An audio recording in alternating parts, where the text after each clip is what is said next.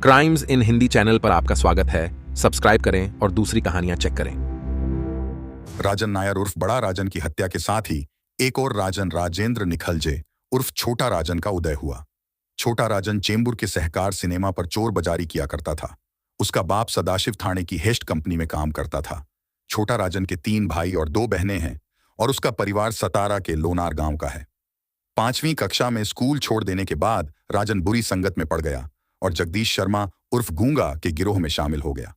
और 1979 में इमरजेंसी के तुरंत बाद जब पुलिस सिनेमा टिकट ब्लैक करने वालों की धर पकड़ कर रही थी तो कुछ पुलिस वालों ने सहकार सिनेमा पर भी लाठीचार्ज शुरू कर दिया था, जिसके दौरान छोटा राजन ने एक कांस्टेबल की लाठी छीनकर पुलिस के लोगों पर हमला कर दिया था। उसने 5 पुलिस वालों को गंभीर रूप से घायल किया और उसके तुरंत बाद लोगों की नजरों में अपनी कुख्याति हासिल कर ली। नॉर्थ ईस्ट बॉम्बे के तमाम बड़े गैंग छोटा राजन को अपने साथ मिलाना चाहते थे। धीरे धीरे अपना कद बढ़ाते हुए वह बड़ा राजन के गिरोह में शामिल हुआ और कुंजू के विश्वासघात के बाद बड़ा राजन का सबसे भरोसेमंद सहयोगी बन गया। वह जानता था कि कुंजू ने उसकी माशूका पर हाथ साफ किया था, जिसकी वजह से वह कुंजू से अदावत रखता था और उससे हिसाब चुकता करना चाहता था, लेकिन उसे कभी इसका मौका नहीं मिल पाया था। जब उसे पता चला कि कुंजू ने बड़ा राजन को अदालत में मरवा दिया है तो वह आग बबूला हो गया। कुंजू ने राजन के आदमियों को कम करके आंका था। छोटा राजन के आदमियों ने सबसे पहले तो इस घटना के विरोध में घाटकोपर में जबरन बंद करवाया। उन दिनों शिवसेना जैसी पार्टियों ने बंद के आयोजन शुरू नहीं किए थे और इसकी शुरुआत करीब करीब गैंगस्टर्स द्वारा ही की गई थी। एक बार बंद कारगर हुआ तो उन्होंने कुंजू की तलाश शुरू कर दी, जिसने आलमजेब की पनाह लेने की कोशिश की थी, लेकिन आलमजेब ने उसे दुत्कार कर बाहर कर दिया था। तुम्हें अपनी सिक्योरिटी खुद करनी चाहिए, निकलो यहां से। ऐसा कहा जाता है कि उसने कुंजू से ऐसा कहा था। इसलिए कुंजू अपनी जान बचाता फिर रहा था और छोटा राजन मौत के दूत की तरह उसके पीछे लगा हुआ था। कुंजू जहां कहीं भी जाता उसको लगता छोटा राजन को उसके छुपने का ठिकाना मालूम पड़ गया है। कई बार ऐसा हुआ कि कुंजू उसके सामने पड़ते पड़ते बचा था। छोटा राजन तब तक गैंग की जिम्मेदारी संभाल चुका था और कुंजू को ढूंढ निकालना और उसकी हत्या करना उसके लिए प्रेस्टीज का सवाल बन चुका था। आखिरकार जब कुंजू इस टेंशन को नहीं झेल पाया और भागते भागते तंग आ गया तो उसने एक ही अक्ल का काम किया जो वह कर सकता था। 9 अक्टूबर 1983 को कुंजू क्राइम ब्रांच गया और उसने पुलिस के सामने सरेंडर कर दिया। उसे लगा था कि वह बाहर के जगह जेल में कहीं ज्यादा सेफ रहेगा, लेकिन कुंजू का ख्याल 100% सही नहीं था। छोटा राजन ने माफिया और पुलिस के साथ काफी साल बिताए थे और वह जानता था कि सरकारी अमले को घूस देकर अपना काम कैसे निकाला जाता है। उसने कुंजू को मरवाने की अपनी कोशिश में हर संभव चाल चली और हर उस कर्मचारी को पैसे खिलाए जो इसके लिए तैयार था। As a result Kunju jail की 4 दीवारियों के भीतर भी अपनी जान का खतरा महसूस करने लगा। जब छोटा राजन ने सुना कि कुंजू को 22 जनवरी 1984 को विखरोली की अदालत में पेश किया जाना है तो उसने फैसला किया कि उस पर घात लगाने का यह सबसे अच्छा मौका होगा। कुंजू तो जानता ही था कि छोटा राजन उसके पीछे है और उस पर हमला कर सकता है। माफिया के लिए असल चुनौती इंतकाम लेने भर की नहीं होती, बल्कि बदला लेते हुए अपने दुश्मन द्वारा की गई कार्रवाई की हूबहू नकल करने की भी होती है। बड़ा राजन द्वारा किए गए अमीरजादा के मर्डर का बदला बड़ा राजन को अदालत में मारकर ही लिया जा सकता था। अगर उसे बेल मिल गई होती और फिर उसे बाहर मारा गया होता तो पठान इसे सच्चे मायने बदला लेना न मानते। इसी तरह कुंजू की नजर में हिरासत के दौरान ही कुंजू की हत्या करना बदला लेने का एकमात्र सही तरीका था। अगर कुंजू किसी तरह बाहर आ गया होता तो राजन का प्रतिशोध उतना कारगर न होता। माफिया के बदले की इस बहुत पुरानी परंपरा से कुंजू अच्छी तरह वाकिफ था। वह जानता था कि छोटा राजन के हमले से बचने का सबसे अच्छा तरीका यही होगा कि जब तक हो सके जेल में और अदालतों के बाहर बना रहे।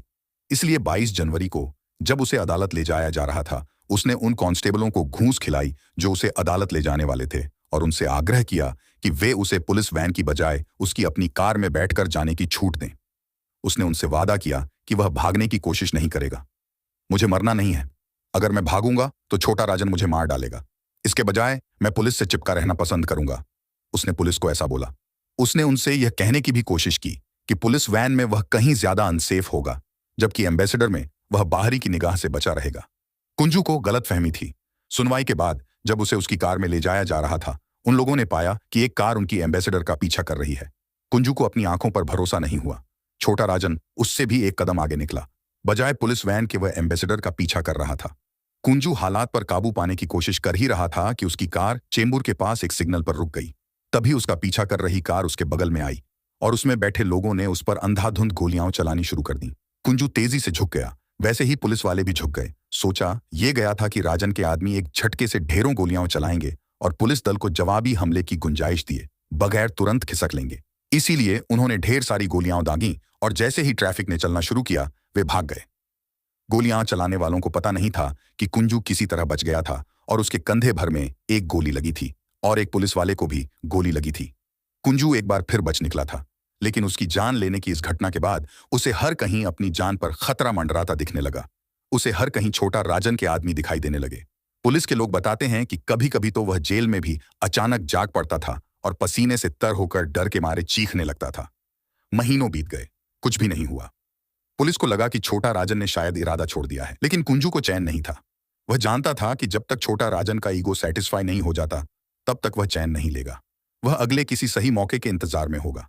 राजन नायर की हत्या सितंबर 1983 में हुई थी, लेकिन छोटा राजन जिस तरह से महीनों से कुंजू के पीछे लगा था वह इस बात का सबूत था कि बदले की आग कभी ठंडी नहीं पड़ती। कुंजू की जान लेने की अगली कोशिश 25 अप्रैल 1984 को की गई, जब पुलिस कुंजू को उसके कंधे के इलाज के लिए जेजे अस्पताल ले जा रही थी। वह नियमित रूप से जेजे हॉस्पिटल जाता रहा था और पुलिस को नर्सों, डॉक्टरों या मरीजों की तरफ से किसी खतरे की कभी कोई आशंका नहीं रही थी। छोटा राजन का करिश्मा इसमें था कि वह पुलिस को लगभग हर बार चौंका दिया करता था। जब पुलिस कुंजू को डॉक्टर के केबिन की तरफ ले जा रही थी तो केबिन के बाहर बैठे एक मरीज ने अपनी बांह पर चढ़ा प्लास्टर झटके से उतार फेंका और वहां से रिवॉल्वर निकालकर थकाठक गोलियां चला दी। एक भलता मरीज मारा गया, लेकिन कुंजू को सिर्फ कंधे में चोट आई और वो बच निकला। यह चमत्कार ही था कि कुंजू एक बार फिर बच गया। लेकिन छोटा राजन की इस चाल ने दाऊद का ध्यान जरूर खींचा। दाऊद को छोटा राजन की जांबाजी और जिस ढंग से वह महीनों से चकमे देता हुआ कुंजू का पीछा कर रहा था वह पसंद आया। जब वह अमीरजादा की हत्या के सिलसिले में बड़ा राजन के संपर्क में था तब उसने इस लड़के के बारे में सुना था, और जब उसने छोटा राजन की जिद, उसकी प्लानिंग्स और उनके अमल पर गौर किया तो उसे लगा कि यह लड़का काम का है। दाऊद के दिमाग में कोई भी ख्याल बेवजह पैदा नहीं होता था और उसके एक्टिविटीज में शामिल कोई भी व्यक्ति ऐसा नहीं होता था जिसकी मौजूदगी के पीछे कोई उचित प्लानिंग या मंसूबा काम न कर रहा हो। छोटा राजन के लिए भी दाऊद के दिमाग में कुछ था। दाऊद ने छोटा राजन को गैंग के हेडक्वार्टर मुसाफिर खाना में बुलाया और बातचीत के बाद उसे गैंग में शामिल होने का न्योता दिया। कहा जाता है कि दाऊद के न्योते को कभी किसी इंसान ने ठुकराया नहीं। छोटा राजन भी अलग नहीं था, और जैसे ही वह दाऊद के गैंग में शामिल हुआ, छोटा राजन आखिरकार कुंजू की हत्या करने में कामयाब हो गया। यह चेंबूर के एक छोटे से मैदान में हुई 87 के किसी समय की घटना है। काफी समय से कुंजू का छोटा राजन से सामना नहीं हुआ था और उसे ऐसा लगने लगा था कि अब वह सुरक्षित रूप से खुले में आ जा सकता है और अपनी जान को लेकर हर पल डरते रहने की अब उसे कोई जरूरत नहीं है। कुंजू और उसके कई आदमी मैदान में उस जमाने के पेशेवर क्रिकेट खिलाड़ियों की ही तरह सफेद ड्रेस पहने क्रिकेट खेल रहे थे। जैसे जैसे खेल आगे बढ़ता गया, हर किसी का दिमाग खेल में उलझता गया और किसी ने भी इस तरफ ध्यान नहीं दिया कि वैसी ही सफेद वर्दियां पहने कुछ नए खिलाड़ी भी इस बीच खेल में शामिल हो गए हैं। इसके पहले कि किसी को कुछ एहसास हो पाता, इन नए खिलाड़ियों ने छुरे, पिस्तौलें और गंडासे निकाले और कुंजू पर टूट पड़े। जब तक कुंजू के आदमी अपने बॉस को बचाने पहुंचते, राजन के आदमियों ने कुंजू को वाकई चीर कर रख दिया और गोलियों से छेद दिया। जो लोग उसे बचाने भागे थे उन पर भी उतने ही क्रूर हमले हुए और वे भी कुंजू की ही तरह भयानक मौत मारे गए। सब कुछ मिनट भर में हो गया और उसी तरह इसके पहले कि कोई चीख पुकार मचाता, हमलावर चलते बने। आखिरकार छोटा राजन को अपना शिकार मिल ही गया।